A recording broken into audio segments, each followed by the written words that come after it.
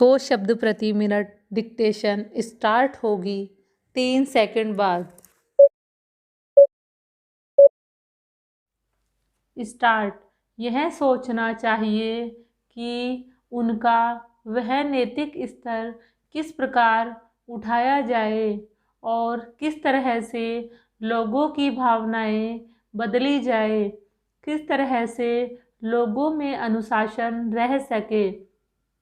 इसके लिए सोचना अत्यंत आवश्यक है।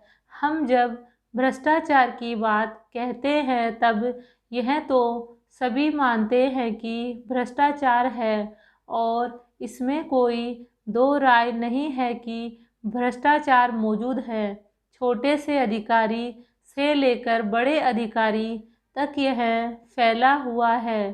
भ्रष्टाचार केवल प्रशासन में है ऐसी बात नहीं है, वरन यह लोगों में भी फैला हुआ है। जब करों की अदायगी का प्रश्न आता है तब लोग दो दो खाते बना लेते हैं और आयकर की चोरी करने का प्रयत्न करते हैं और कर से बचने के लिए भ्रष्टाचार करते हैं। जैसे बगैर दोनों हाथ के ताली नहीं बज सकती, ठीक वही बात भ्रष्टाचार के संबंध में लागू होती है। भ्रष्टाचार के निवारण के लिए जितना अधिकारियों का कर्तव्य है उतना ही कर्तव्य जनता का है।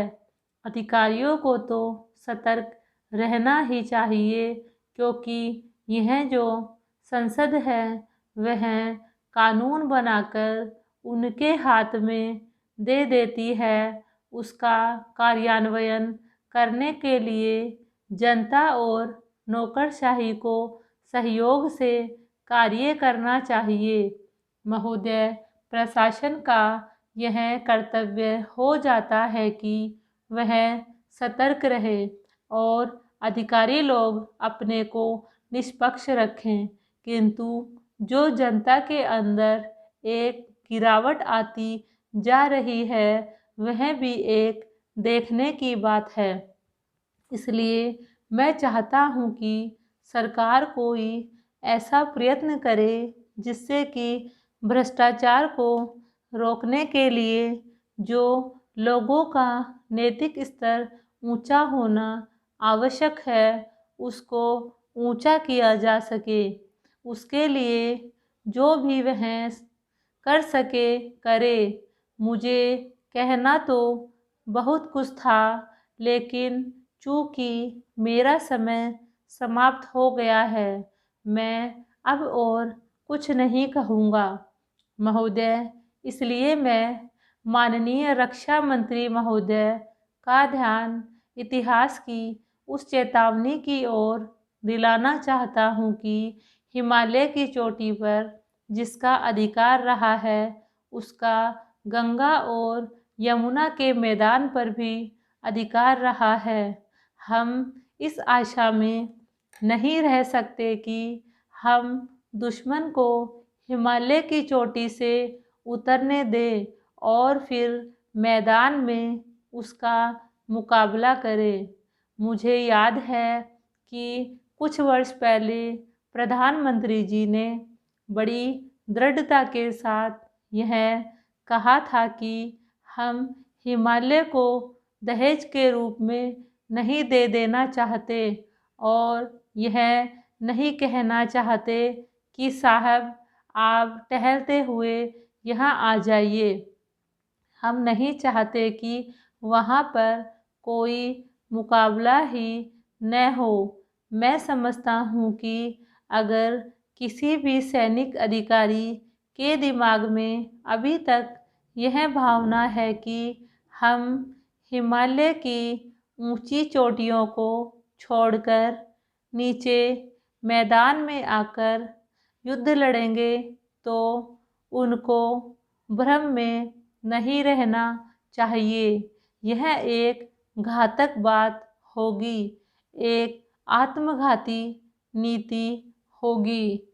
अगर एक बार चीन का हिमालय की चोटियों पर कब्जा हो गया तो चाहे वह बाद में नीचे हम पर हमला भी न करे, किंतु वहाँ से हम उसको कभी नहीं हटा सकेंगे। इसलिए इस संबंध में स्पष्ट निर्णय किया जाना चाहिए। इसके बाद मैं मध्यवर्ती क्षेत्र के बारे में कुछ कहना चाहता हूँ।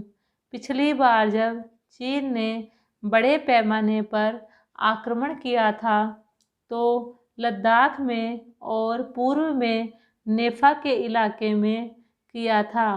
मध्यवर्ती क्षेत्र में मिडिल सेक्टर में लड़ाई नहीं हुई थी, लेकिन मेरा अपना अनुमान है और बहुत से लोगों को इस बात की आशंका है कि अगर अब कभी चीन ने दोबारा हम पर आक्रमण किया तो वह मिडिल सेक्टर में करेगा। इसके कई कारण मालूम पड़ते हैं।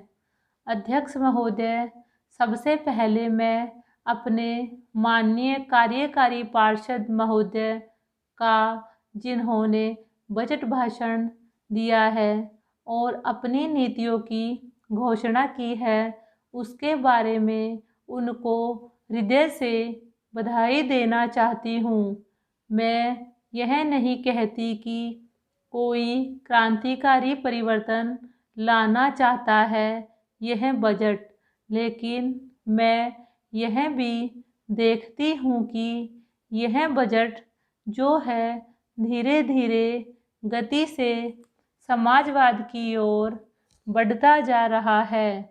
अपनी नीति से यह भूतकाल और वर्तमान दोनों को एक कड़ी में मिलाकर हमें उज्जवल भविष्य की ओर ले जाता है, ऐसा मुझे कहना है। इस भाषण को पढ़ने से कि इसमें हमारा कोई भी वर्ग समाज का ऐसा नहीं है जिसे अछूता छोड़ा गया हो, क्योंकि भारतवर्ष एक कृषि प्रधान देश है और मैं यह समझती हूँ कि इस बजट के दौरान यह पूरी तरह से कोशिश की गई है कि ग्रामीण अर्थव्यवस्था को, जिसे हम अर्थव्यवस्था की रीढ़ भी कह सकते हैं, उस ढांचे में उस रीढ़ की हड्डी को और भी सशक्त बनाने का पूरी तरह से प्रयत्न किया गया है।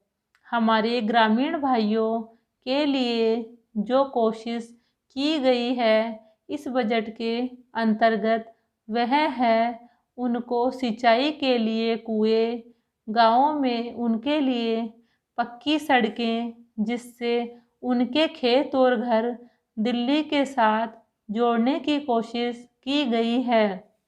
जितनी भी इसमें व्यवस्था की गई है उससे ग्रामीण भाइयों को बड़ी भारी सहायता मिलेगी। उसके अतिरिक्त ग्रामोद्योग के द्वारा जो रोजगारी का प्रबंध किया गया है उससे भी ग्रामीण अर्थव्यवस्था को एक बहुत बड़ी सहायता मिलेगी। मैं इनका ध्यान इस ओर दिलाना चाहती हूँ कि जहाँ तक शिक्षा का संबंध है, इस बजट में कोई विशेष प्रावधान नहीं किया गया है।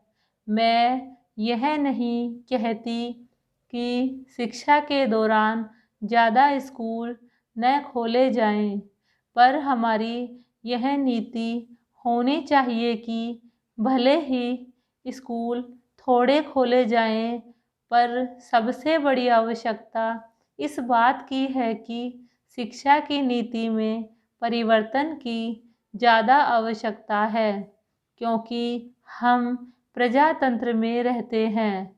प्रजातंत्र को अगर हमें सफल बनाना है तो सबसे पहले हमें ऐसे नागरिक चाहिए जिन्हें अपने अधिकारों और अपने कर्तव्यों का भली भांति ज्ञान हो। शिक्षा की वर्तमान नीति से हम अपने अधिकारों के प्रति ज़्यादा सजग होंगे और कर्तव्यों के प्रति बिल्कुल सजग नहीं होंगे। स्टॉप।